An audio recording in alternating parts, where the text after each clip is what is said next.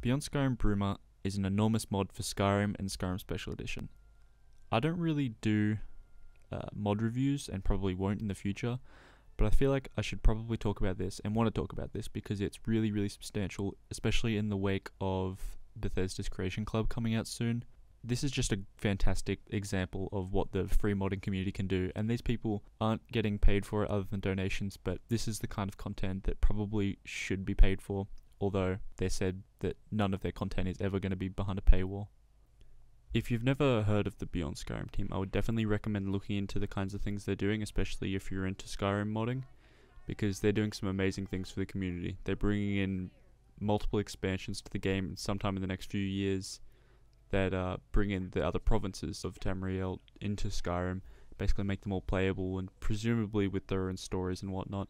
And Beyond Skyrim Bruma is basically just a pre-release. It's one of the first pieces of content they've released to show the kind of things that they can do and will be doing in the next few years. Beyond Skyrim Bruma takes you to the Heartland, to Cyrodiil, and it allows you to explore a huge chunk of land that's known as Bruma County, and it expands from the Gerald Mountains down to about halfway through the Great Forest of Cyrodiil. And the land is ripe with new creatures, old creatures, enemies, friends, taverns, caves, all the things you expect in Skyrim. I want to start out by saying that this has been repeatedly compared to the official DLC for Skyrim, like Dragonborn and Dawnguard, not so much Hearthstone, and I would mostly agree with this. It's a pretty apt comparison, but don't let it alter your expectations for the mod. Unlike Dawnguard and Dragonborn, there's no main quest or overarching story for the mod. There is a quest line that I discovered, and it can be considered a main quest, but it's really only 3 or 4 disconnected quests just from the same quest giver. So there is no main quest or faction quests, but this is very much a pre-release, so it does come with what I would describe as several handfuls of quests, and the diversity within these quests is quite broad.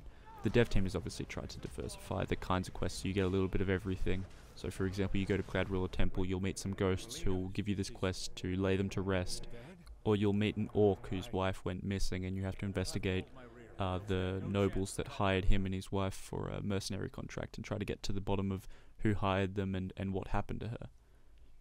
These are just some examples of the kinds of side quests and the diversity that you're given within this mod that is lacking a main quest, but is still really cohesive and really fun, made up of just small sustained stories. Alongside this, there are also numerous miscellaneous quests that are still interesting and can be as long as the side quests.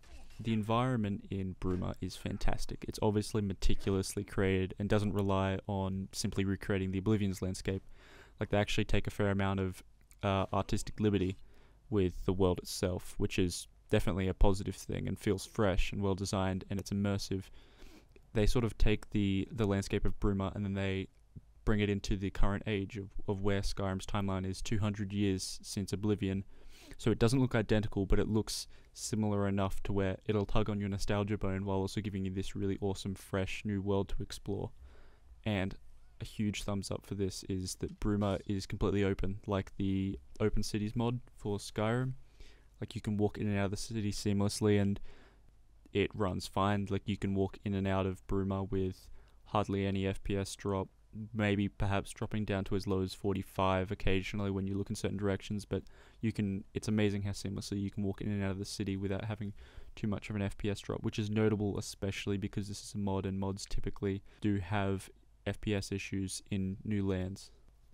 And to occupy this new awesome environment that the Beyond Skyrim team has created, I have no idea how many NPCs, but there are a shitload of them that are really well written, and arguably a lot of them are better than the majority of the NPCs in vanilla Skyrim, and honestly the voice acting is on par, if not better, than the vanilla Skyrim NPCs, which are fairly bland and repetitive.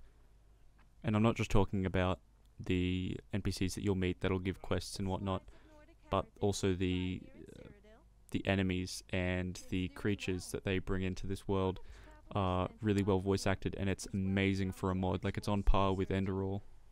To go alongside this, there are also brand new textures for weapons and creatures that really look quality.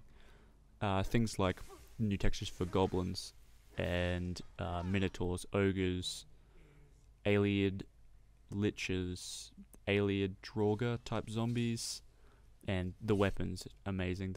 They recreate the iron weaponry and the steel weaponry, and there's also goblin, Elysian, alien. There's a minotaur hammer that I saw, and there's a bunch of unique weaponry.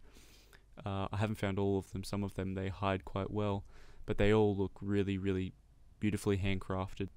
A note on the lore as well. I'm not sure how much of what is in Bruma is canon. Obviously the events aren't, but there are certain details like the remnants of the Mages Guild facilitates into the College of Whispers, who are more necromantic, and the Synod Conclave, which is more traditional Mages Guild. I'm not sure how canon those groups are, but they're designed that they fit really well into the world. So that's a prompts to the writing team. And lastly, the ambience is phenomenal. It just adds so much ambience to the world. Even the combat just sounds amazing with the new soundtrack that's added.